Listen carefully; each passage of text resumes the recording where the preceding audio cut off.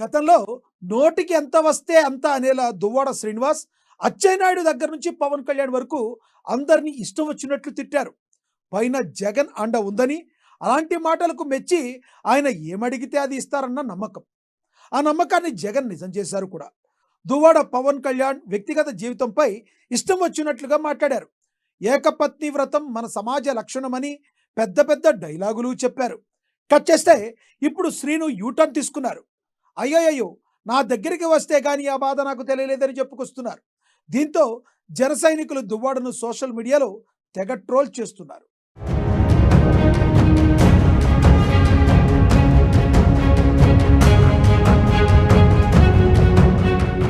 దువ్వాడకు అర్థమవుతున్న పవన్ కష్టం. మాట మార్చిన దువ్వాడ శ్రీనివాస్. గతంలో పవన్ పెళ్లిలపై దువ్వాడ భారీ డైలాగులు. సంప్రదాయానికి పవన్ తూట్లు పొడిచాడని దువ్వాడ మాటలు.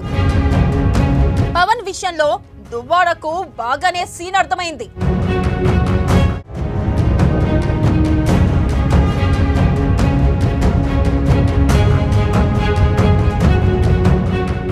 YCP MLC Duvvada Srinivas episode Telugu రాష్ట్రాల్లో బర్నింగ్ టాపిక్ అయింది. దివ్యల మాధురి కోసం కట్టుకున్న భార్య వాణిని, ఇద్దరు కుమార్తెలను వదులుకుంటున్న పరిస్థితి. గత వారం రోజులుగా ఈ వ్యవహారంపై ఎక్కడ చూసినా చర్చ నడుస్తుంది. ఈ పరిస్థితుల్లోనే ఓవైపు వాణి, మరోవైపు మాధురి, ఇంకోవైపు దువ్వాడ మీడియా ముందుకు వచ్చి ఎవరి వర్షన్లు వాళ్ళు చెబుతున్నారు. ఇవన్నీ కాసేపు అటుంచితే ఒకప్పుడు జనసేన అధినేత పవన్ కళ్యాణ్ 3 పెళ్లిలపై టీడీపీ అధినేత చంద్రబాబు, లోకేష్, అచ్చెన్నాయుడుపై నోటికొచ్చినట్లుగా మాట్లాడేశారు. బూతులు తిట్టేసిన సందర్భాలు కూడా చాలానే ఉన్నాయి. ఎప్పుడూ ఎవరికి గౌరవ మర్యాదలు ఇవ్వకుండా ఏకవచనంతోనే సంబోధించేవారు. అంతేకాదండోయ్, నీతి సూత్రాలు కూడా ఈయన నోట వచ్చాయి. సరిగ్గా ఇప్పుడు దువ్వాడ ఉన్న పరిస్థితులకు అవన్నీ సింక్ చేస్తూ సొంత పార్టీ నేతలే దుమ్మెత్తిపోస్తున్నారు.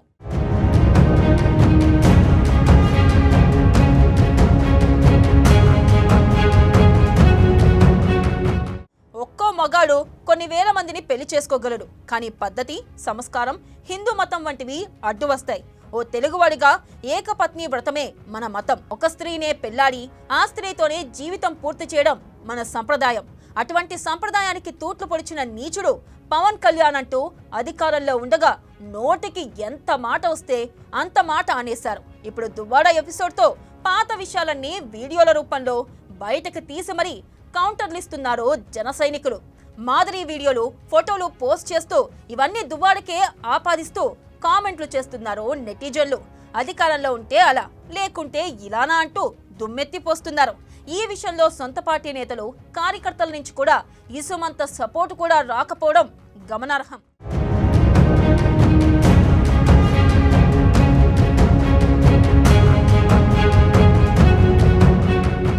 ఇవన్నీ ఒక ఎత్తైతే దువ్వాడతో ఉంటున్న మాధురి తాను పవన్ కళ్యాణ్కు పెద్ద ఫ్యాన్ అని, చిన్నప్పటి నుంచి ఆయన సినిమాలు చూస్తూ పెరిగానని చెప్పడం గమనార్హం. అంతేకాదు, పవన్ పెళ్లిలపై తాను ఎప్పుడూ కామెంట్స్ చేయలేదని కూడా స్పష్టం చేశారామె. మరోవైపు దువ్వాడ కూడా పవన్ పెళ్లిలపై తాజాగా స్పందించారు. పవన్ 2-3 వివాహాలకు దారి తీస్తున్న పరిస్థితులు ఏమో నాకు తెలియదు, కానీ ఏదో ఒక సమస్య వల్లే ఇష్యూ వచ్చి ఉంటేనే అలా చేసి ఉండొచ్చని చెప్పుకొచ్చారు. ఇప్పుడు అలాంటి సమస్య నా వరకు వచ్చేసరికి కాబట్టే సమస్య అర్థమైంది అని ఓ ఛానల్ ఇంటర్వ్యూలో చెప్పడం తత్వం బోధపడిందని చెప్పుకోవచ్చన్నమాట.